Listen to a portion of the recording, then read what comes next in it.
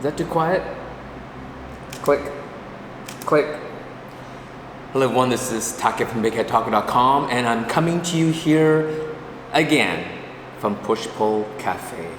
Now before anyone complains about the echo in here, there's very little I can do with it because it's just this large open space. It's a beautiful space. Max uses this location to do a lot of his studio work, so go check out Max's Instagram account. I'll put it down here as well. Just go to Push Pull Cafe's Instagram account. Max, do you have a website for Push Pull Cafe as well? Yeah. Yeah, so check out their website as well. So I'm down here to do my review of the Canon EOS M5. There's tons of reviews on the M5 already. Everyone has reviewed this, from the Northrops to Frono's Photo, Jared Polin, Kaiman Wong has reviewed it.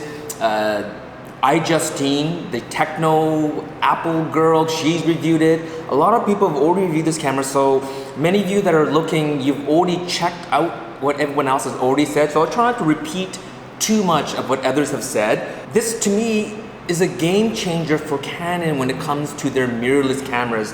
The original M, everyone said it took great pictures, and of course it did, because it used that same sensor and it used the same Digic processor. It might have been a Digic 6 or maybe it was a Digic 5 for the original M, and now this one has the latest Digic 7. It has the dual pixel AF. I mean, pretty much you're getting an 80D in the size of just this tiny little compact camera. So this is a game changer for Canon because it shows that they are serious about mirrorless. And so let's start my review on this now. All right, so let's just kind of go over the obligatory specs of this camera. Is a 24.2 megapixel APS-C CMOS sensor with the dual pixel AF, and unlike a lot of the other APS-C censored cameras, the Canon's, it has a 1.6 times crop factor instead of a 1.5 times, because instead of it being like the actual APS-C sensor size is 24 by 16 millimeter, and even like the Fuji's, there's slightly, it's not exactly 24 by 16, it might be like 23.8 by 15.6 or something like that, but the Canons are even smaller. It's like a 22 point, I'll probably put it down here, I didn't write down in my notes that I took so meticulously, but it is a little bit more of a crop factor. So it's a 1.6 times crop, Digic 7 image processor, and as I've always said, the processor is half the image because these are digital images and they have to be processed properly. So everything from AF to video performance to, you know, even the algorithms for instance for Fuji with their film profiles, it depends heavily on that processor. So it's a Digic 7, the latest processor.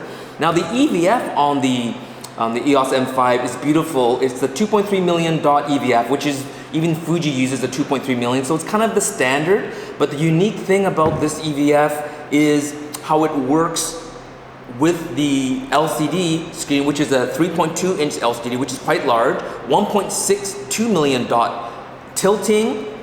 So it tilts like this, as well as it tilts straight down like this, and we'll talk about that later. But also, when you're using the touch focus, so this has touch focus, but when you put your eye to the EVF, you can still use your thumb as sort of a joystick instead of having a physical joystick there. And not only that, but you could tell it what quadrant to work in. And for me, because I'm left eye dominant, this thumb doesn't work very well for me because it's kind of in my nose. So what I actually did was I moved it to the bottom left corner. So I'm shooting like this and I'm using this left hand to choose my focus point, and it works brilliantly. So beautiful EVF, great to have it built in, as well as a really nice touchscreen LCD, and 1.62 million, I think even the 80D is just over 1 million dots, so this is actually a higher resolution than the 80D, so that's fantastic. It has a dual image stabilization system. It has an electronic, they call it a digital 5-axis image stabilization, which uses software to stabilize on 5 axes. As well, it works in conjunction with the optical image stabilization. And this kit lens that I have on here, the 15 to 45, so it's like a 24 to whatever, right? 24 to 80 or so zoom lens, and it's compact. It has this mode where it just kind of, it locks in place because it makes it smaller, but when you want to use it, it clicks open. So I'm not a big fan of that, but I understand that if it didn't have it, it would stick out this far, which I actually have the Fujifilm X-T20 with me, and this is their standard, their 16 to 50 kit lens, and that's about where it sticks out anyway, so I don't have a problem with it. I don't feel that this kit lens is too big, so I'd rather not have it locked, because sometimes if it's locked and then you want to shoot right away, you turn it on, and then you realize, oh, it's locked. So Canon is great that you can make it smaller, but I think it's fine leaving it like this and just having this covered more and then making the dials more prominent. Wi-Fi with NFC and Bluetooth, and so dedicated Wi-Fi button is great. The app, I know some people said that it's like the best photo app they've used. Fujifilm works quite well as well, but this Canon, especially with the Bluetooth and the NFC, at low power you can maintain the connection between your phone as well as your camera to be able to trigger it. So it worked solidly. I thought it was great. That's it. I've gone through the main specs. So let's go over the strengths of the EOS M5. I just realized that the cons of holding an iPad is that I usually like to coddle a camera while I'm doing the review, but then people complain that I move my hands too much, so maybe it's a good thing.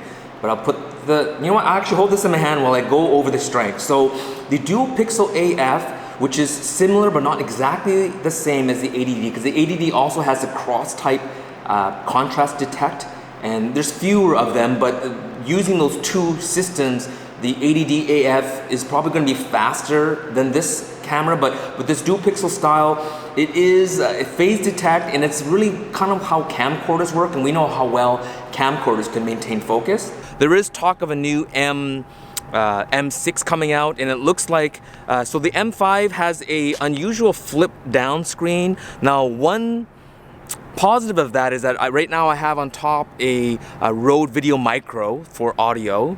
It's great for tracking, and it's amazing for video. Maybe I did a separate vlogging video. I don't know which one to come out first, but it's this. I actually thought that this would not be as good as the G7X Mark II, but it was as good, if not better, than the G7X. And so very impressed with this. Touch focus, touch and drag focus while using EVF, as I mentioned. So that's very practical, except if maybe you're wearing gloves. But you know, I think touch is the future, and one of the greatest things about these Canon is more and more brands like Fujifilm on the X-T20, they have included touch focus, and it works well. It's kind of working instead of using a joystick, but you're touching the screen. But Canon has gone one further, which is not only is it touch focus, so you can do pull focus, especially when you're in video, is that when you're in menu mode, you can actually, so you can actually use this to look at pictures. Here we go, looking at pictures. But as well, when you go into menus, it's one of the best intuitive. So if you don't want to use touch, you don't have to. You can scroll through menus by using the buttons here. But if you do want to, it's just so easy. And remember, per menu page, that's all you see. There's no more further down. So you can quickly, so you know what, I should go into shooting menu mode. So here's shooting menu, and here we go, right? So it's in red, it goes from 1 to 8. You could just quickly go through, right? So here you got image quality, you touch that, you can quickly pick what image quality you want to be in, as well as when you're in the main shooting mode, there's a Q button there. Where's the Q button? Am I in Q button? Yes, there's a Q button. You press that, and you quickly bring out sort of the main, sort of the quick menu items you want to access, and all you do is just press that. So for instance here's auto white balance, you press that, and immediately your white balance settings come up, and then you can scroll through the bottom here. So it's so intuitive. You can use, as I mentioned, see, notice if I don't want to use a screen, just sort of intuitively I think, okay, if you want to navigate through the Q menu, it's probably this, and yes it is. And then once you're in it, you press the button, and then you come out of it. And even when you're in video mode, so if you just go over to video mode, where is video mode? You're in video mode, same thing, you're in video, you're shooting video, and again you have the Q button, and now you have your main video features down here, and it's all touch. You can just press whatever menu item you want to access, you change whatever feature you want to, and then you have press, and you're ready to roll. So it's the most intuitive touch screen system I've seen. I know Sony is just included, I think in the A6500, Fujifilm started to incorporate it even in the pro level medium digital format GFX, but Fuji has already put it in the X-T20 and the X70, but it's very limited. Canon's been doing it probably for one of the longest, and their menu system is one of the oldest, their firmware menu. So if you go grab a Canon point and shoot from 2000 or 1999 and you know how to use the menus and you jump in the latest one, it's just almost exactly the same. So it makes the most sense, and so having the touch navigation in both menus and shooting mode really speeds up the process when you're using this as a stills camera or a video camera. Face detect works both in stills and video, very accurate, like many other brands, but again, Canon's, especially in the video, when it does the pull focus, when you're pulling between two subjects, the focus, this Canon knows that it's video. It's not jittery, it's very smooth, so it works very well. The dual digital 5-axis with the OIS, the optical image stabilization that's built into the lens, it works very well together. I know the new Panasonic GH5 and probably the G85 have that sort of a dual, but the Panasonic is the sensor self-stabilized. It's a mechanical stabilization, which is already in the Olympus cameras as well. So that's probably better than having a digital type, but looking at it, it looks great. Ergonomics. This is not the prettiest camera in the world. It looks a lot like a miniature DSLR, and DSLRs have never been famous for how sexy they look. There's a certain functionality and, you know, it's like ready to get the job done look with DSLRs. But you know, this is the X-T20. Maybe it's just a style thing. If you look at these two cameras, to me, this looks cooler. It looks like a film camera, but this camera is super functional. The ergonomics of the M5, it's way more ergonomic. The grip is deep, so it doesn't feel much bigger than the X-T20, but this grip is deep on the front. The thumb rest here is nice, exactly where you want it to be. You have the two front, I call this the front dial, and then this is sort of like the top dial, but it feels like the back dial, and you still have the exposure compensation dial. So for instance, I like to shoot often aperture priority. In video, I like to shoot in manual, but either aperture or manual exposure. But when you're in aperture priority, the front dial is your aperture control. Obviously, the exposure compensation dial is necessary when you shoot in aperture priority because the camera is, you know, it's just a computer. It doesn't know what you're trying to do, so you want to quickly adjust your exposures right here. And this one, by default, is your ISO.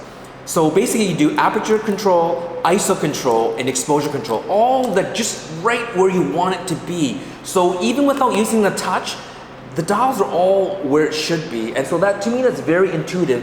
There is another dial that wraps around here, and the only time I ever really use it is probably when I'm in a menu and I'm kind of scrolling through. But you can also use it as a 4-way controller. But you know, the Fujifilm X100 had this weird circle, I think it was on the S, and it is tighter than the Fuji, but it's great that it's there, but I think either using touch or these main dials up top makes more sense. But in menus, I use this a little bit, but overall the ergonomics of this makes sense. You have a locking dial here, which is great, although I wish it was a push to lock and unlock like on the X-T2. It's not, but even still, it's still great that it locks, so I hate pushing these by accident.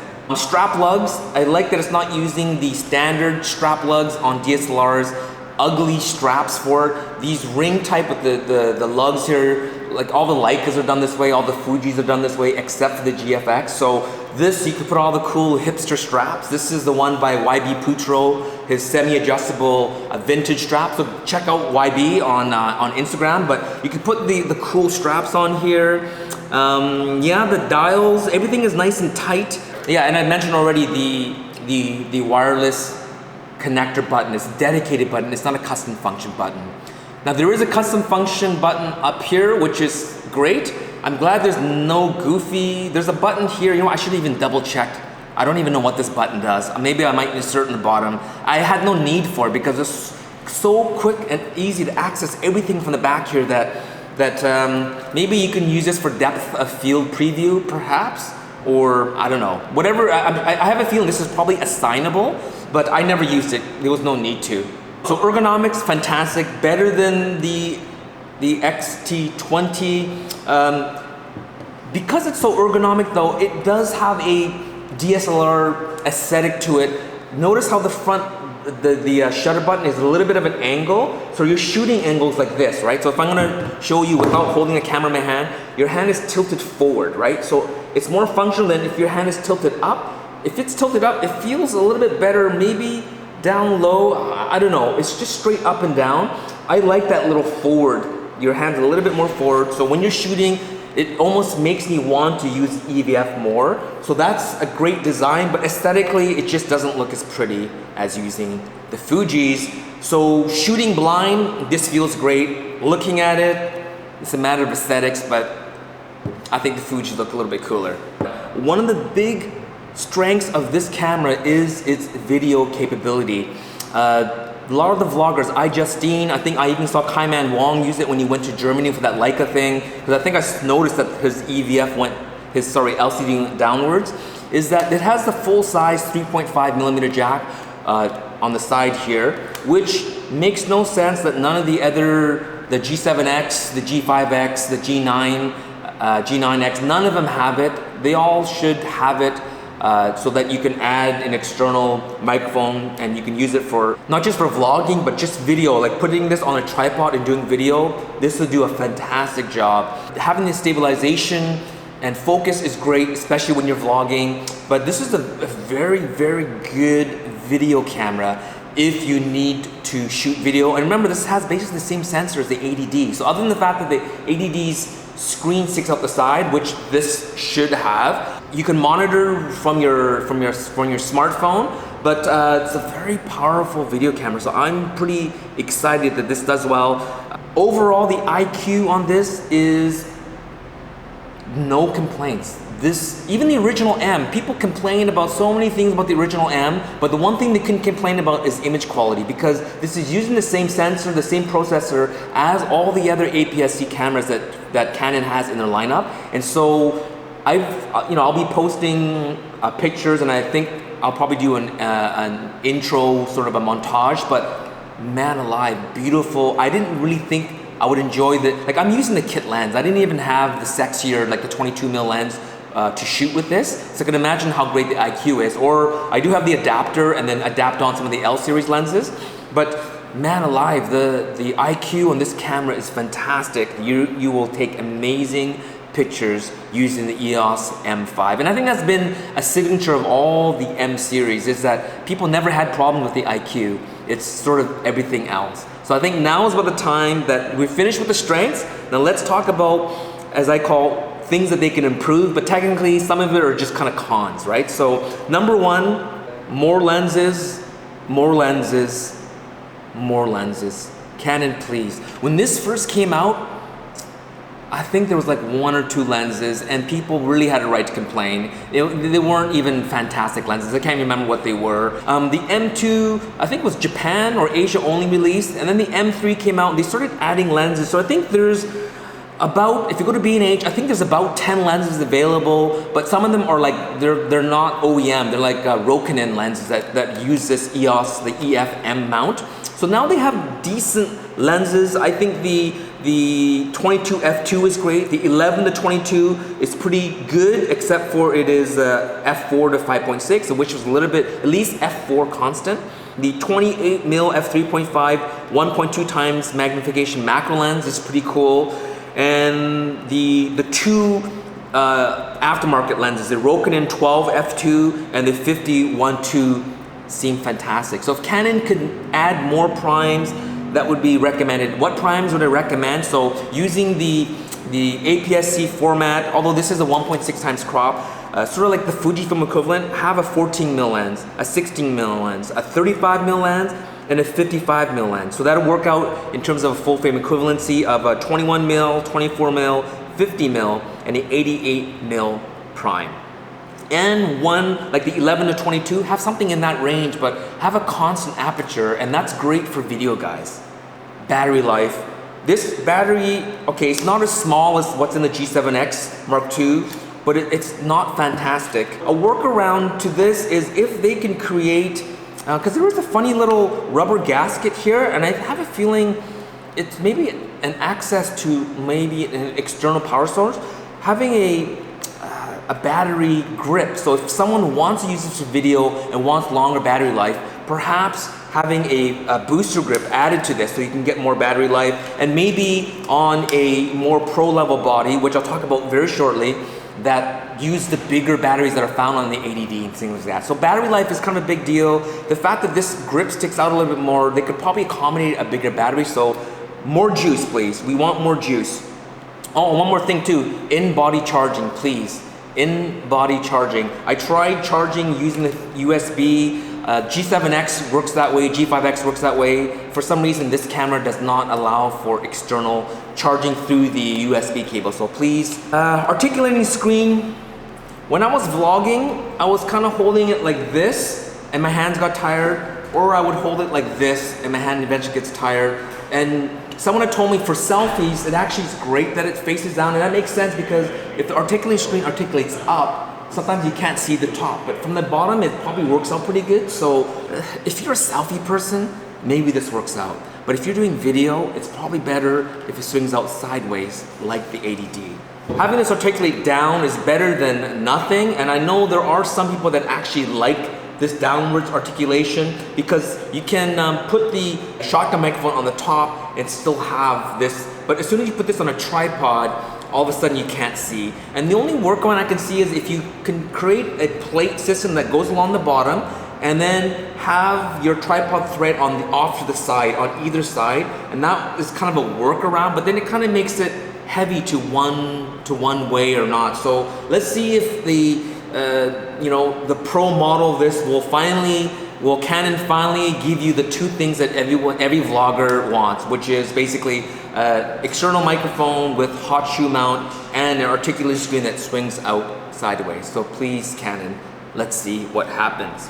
Styling, mini DSLR. You know, when I walk around with any of the Fujis, X-T2, X Pro 2, X100F, the X-T20, the XE2, people stop you because they're like, wow, that's a cool camera. Is that a film camera or whatever? People are attracted to the look because of that vintage styling. Now, why do we care about how a camera looks? And I've talked about this before. I always believe that form and function should be equal because nobody wants to shoot with an ugly camera, but a camera can't just be pretty, right? It also has to be functional. So I believe that form and function should be equal, just like clothing, right? Clothing serves a function, meaning it protects us, it clothes us, it keeps us warm. But you know, we all care about how our clothes look. And the color of a jacket doesn't change its functionality, but it adds to our personality. So a camera speaks a lot about who we are, what type of photographer we are.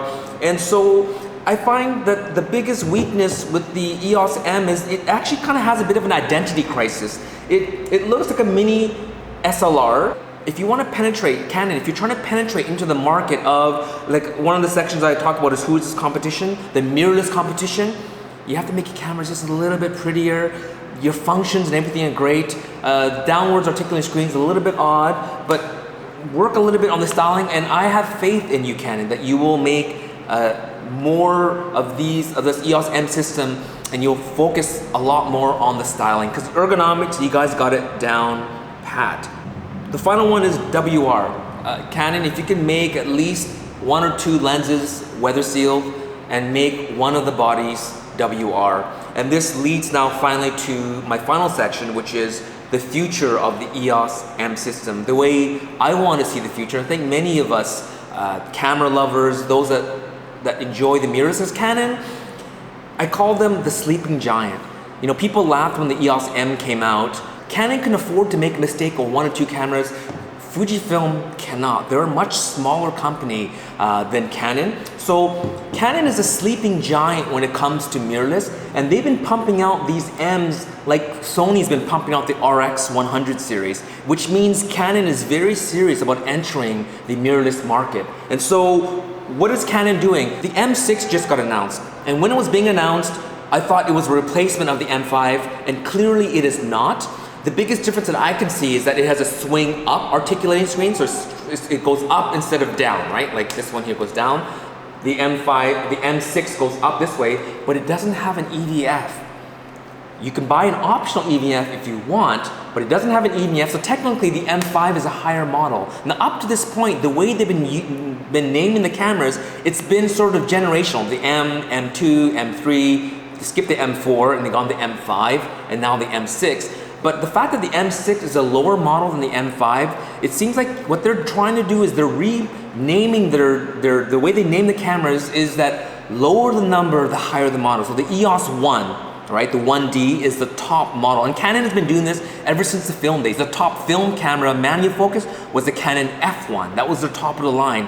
So there's probably going to be a future Canon EOS M1, as if like the original M, but it'll be their pro level, and my guess is it's going to be weather sealed. And another guess is one of the things I mentioned was I measured from these the inside, there's enough room in here to put a full frame sensor.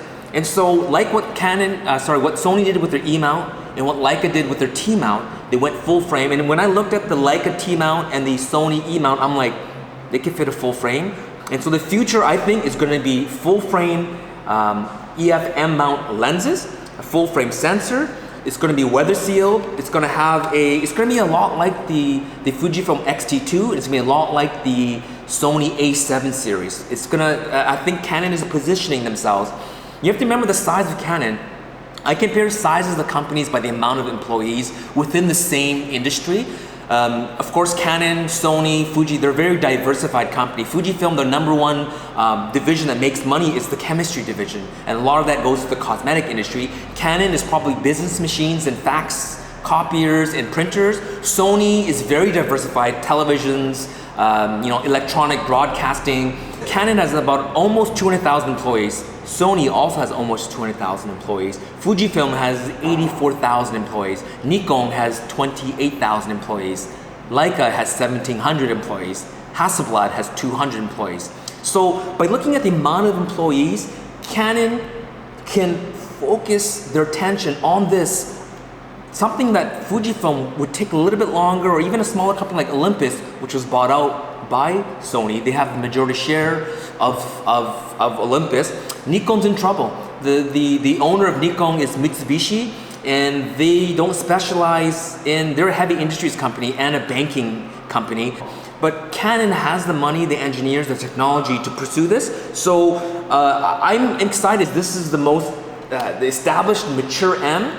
And because of the naming schematics, I think there's going to be an M4 and M3 within the next year, and maybe even an M2 as their top of the line prosumer before Pro. And then after that, it'll be like M2, Mark II, Mark III, Mark IV, like that. And eventually an M1, which would be a full frame M. And that's my guess. No one's ever told me this. Two weaknesses of the M5. And hopefully in Mark II they will address it. Sideways articulating screen, that's a big deal, as well as 4K video. And I know Canon has been hesitant to put in 4K in their cameras, but I think the future is now. 4K is for professionals. Most consumers do not need 4K. They don't have 4K monitors on the computer. They don't have software to do 4K video to process them. They don't have TVs that are in 4K. So I get it. This is still a prosumer camera, and so 1080p, 60 frames a second is great. This is probably what most people need. But as Canon starts approaching the working pro, the wedding photographer, the studio photographer, the events photographer, they're gonna need to put in 4K. And I think Canon knows that, and they're probably about within a year away of putting 4K video. Another thing is, because this is the consumer level camera, although it has really great features, it could take pro level pictures. It's like what the 80D can do, and it could do pro level video like the 80D can do. But because it's projected at consumers, the lenses, the accessories are all kind of consumer level. So hopefully in the future, and I think we'll see it, is adding, as I mentioned, Prime Pro L series EF M lenses, and expanding the lens line and adding some of those pro features like WR, which, weather sealing is not just about splash proof, it's also drop proof. It's being able to work in really, really cold temperatures, and those things are important for working professionals. And so that is something that I think this is really under the section of still the future of the EOS M system, and I predict that that's what's going to happen. Now in terms of competition, it's not themselves. by Canon avoiding to put certain features in here as they were doing in the past, they thought, oh well, we don't want to affect the sales of our professional video cameras. We don't want to affect the sales of our DSLR. So let's dumb down the EOS M so that we don't have. You know what? Your competition is not within yourself. This is an extension of the Canon product line. If you currently shoot Canon, you have an 80D, or even you have a 5D Mark whatever Mark IV or the DS, anything that you are already into Canon, you buy this camera, you get the, I didn't even grab it here. I did get a chance to play with it, but this is the EF to EF-M mount adapter. Very well machined. It has a tripod mount here, so if you're putting bigger lenses on here to stabilize it. Because Canon, since I think 1987 when the EF mount existed, they made sure that everything was electronic contact. So anything from 1987 till now, you can add it on here and it acts just like any of the DSLRs, and really is based on the sensor and the processor in terms of its speed and efficiency. And so this can convert your EOS M5, and I think the camera store did a video of he's a nature photographer that had some of those big lenses, and he was pretty impressed with its performance. So this thing right here allows those that already have a Canon, this is a great backup. So you're a pro, you go on vacation, you buy a prosumer lens for vacation, but just for fun, you might bring one of your L series lenses. It's a perfect camera for you. You'll get the same looking JPEGs or RAW files. If you have a workflow, a post-processing workflow, perfect. It's gonna work straight across. So this is a great camera for those that already own Canon. Direct competition is the Fujifilm X-T20, the Sony A series, the A6300, A6500, the Panasonic G85, or the Olympus EM5 Mark II. Those are the micro four thirds. You get the advantage of the larger sensor in here though. Nikon, nowhere to be seen. So as I mentioned, who is this for? That's my final section. Who is it for? Current Canon shooters, someone looking into getting into mirrorless, but they were waiting for Canon to do something. Now's the time. If you already shoot Fuji, if you already shoot Sony, maybe Sony, because Sony, they don't have that many lenses, and a lot of people are adapting. So if you buy this, whatever lenses you're adapting from, you can now, because a lot of guys were shooting Sony A7 and putting Canon lenses. Well, guess what?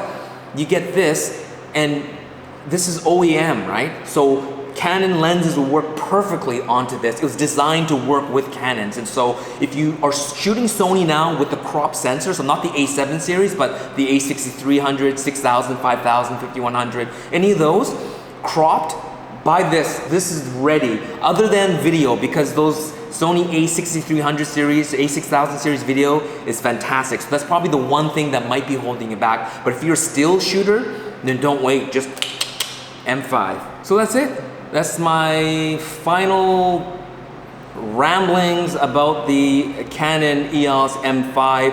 I'm very impressed. Overall, shooting alongside the X-T20 M5, I was surprised at how well it performed. And I shouldn't, because really, as I mentioned, this is basically an 80D in a tiny package. Even the JPEGs on this looked fantastic. The Wi-Fi app is fantastic.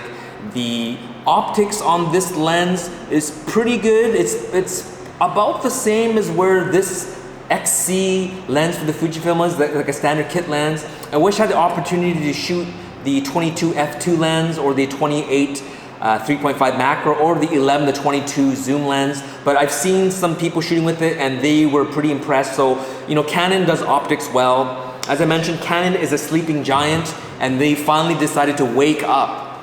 They finally decided to wake up to the call to make a serious mirrorless camera. Look out, I predict it, all right? WR full frame censored EOS M1. It's going to be the top of the line mirrorless camera for Canon in a couple of years. I think the replacement for this, the M5, might be like an M5 Mark II, but look for an M4, M3, or an M2, a 5D equivalent in the M system, where it's like just below the top of the line, but it has all the features: 4K video, weather sealed, proper sideways articulating screen, and just has all the right features. The only thing is Canon, maybe like what Nikon did with, I think the approach, was it with the little red strip? I think it was Pininfarina, right? Or one of the Italian design companies. Maybe approach a design company. Don't approach Hasselblad. Approach a design company, maybe even Porsche design or Audi design, but maybe help sort of design these things so they don't look so much like DSLRs, have a more distinct, unique look to them, because this is kind of a generic sort of a soccer mom, soccer dad kind of a camera, which is fine. You know, I'm fine if people think I'm a tourist, but if you want to attract the hipsters and the cool kids that want the cool cameras, and you know, to see all the cool guys using a certain camera definitely is it's free marketing, right? And so help with the look and the design, because the overall feel of this camera is actually, it feels better than shooting with the X-T20. But I gotta admit, the X-T20 has a sort of aesthetic appeal to me that moves me more than shooting with this. But shooting with this, man alive, I was just very impressed with the overall image quality. So thank you so much for watching, guys. Don't forget to subscribe. Don't forget to come down to Push Pull Cafe and say hi to Max and Nicole. They have good coffee, they have cookies and brownies, and a lot of cool film photographers come down and hang out. Max does a lot of events on the weekends and Saturdays and Sundays, and so check out the website or the Instagram account. And so thank you, Max, for allowing me to shoot in here. He's kind of behind there. But thank you, Max, and we will see you around. Thanks for watching, and talk to you soon. Happy shooting.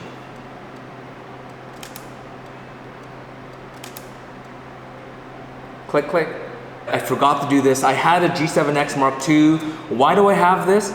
A friend of mine went to Peru a couple of months ago, and he went to a place and he found this. Now, what are the chances? I've tried through Facebook and through Twitter and through Instagram to try to find the owner. So if you are the owner, if you went to Peru and you lost your G7X Mark II, you know the specs, okay? You know what memory card you put in here, you know what country you bought it from, because I know what country this came from, as well as what pictures are on here. Tell me where you lost it and what pictures were already on the card, and pay for the shipping, because my buddy wants to return to you. Pay for the shipping, and we will ship this camera back to you. And this is probably the only way I think I can find the owner. So if you lost a G7X Mark II, please email me at info@bigheadtaco.com, and we'll try to get this camera back to you, or else my buddy is gonna he has a new camera.